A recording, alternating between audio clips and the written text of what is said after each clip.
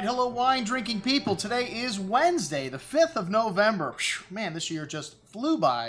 And you know what it means we get into November? It's time for our good buddy Jed Steele's appearance here in South Florida, which we have done a dinner, at least one with Jed, every year since I've owned the store, since 1998. And even before that, I remember the first winemaker dinner that I ever was a part of at Cafe Maxx, 1990, when Jed was working for Kendall Jackson Winery at that time. Well, Jed's career sure goes farther back than that, all the way back to 1968 when he worked at the legendary Stony Hill Winery. And he says he worked somewhere before that, but man, that was before I was born. So Jed's career definitely spans more decades than most, and he's made more fine wine than any other winemaker, probably in the history of the world. He took Kendall Jackson to a small winery to over 1 million cases, and they had a fallout, he and Mr. Jackson.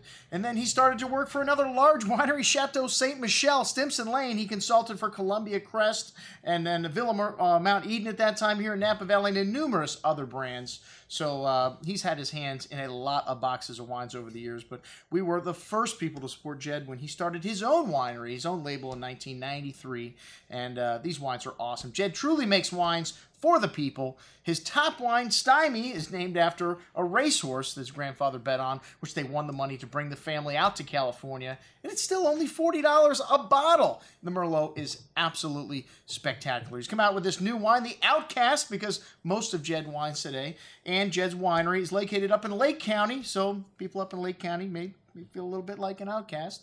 Well, it's one of the places in California that you can be dropped off to for free after leaving the penal institutions in that state. And it's a little bit scary up there, but they've got some great vineyard sites up there. And hey, you know, when Andy Beckstoffer invests in land in Lake County, he's the largest landholder in Napa, prime vineyard lands. You know there is something up there.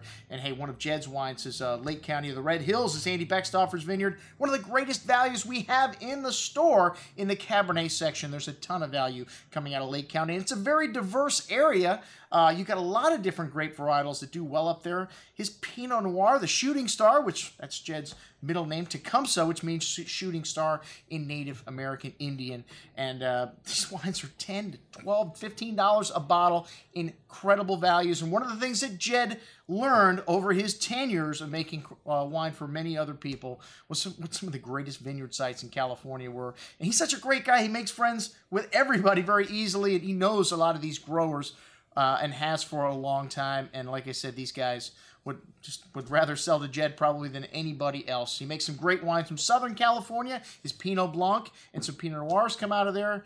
I don't think he's got anything in Napa anymore. It's mostly Lake County juice, maybe one or two things from Carneros. Yes, some vineyards in Southern Napa for the Chardonnay. His California Cuvée, which is the benchmark for California Chardonnays for us here in the store. And still only $20 a bottle. We even have it in little bottles. We don't have a lot of things in little bottles here at the wine store. Anyways, we've got Jed's dinner coming up on Tuesday, the 11th, just a little less than a week away from today, and usually we sell 50, 60 seats of this. It's always a big party. Chef Oliver Saucy puts out an incredible meal with some wonderful wines, and Jed always brings some goodies with him, which means big bottles.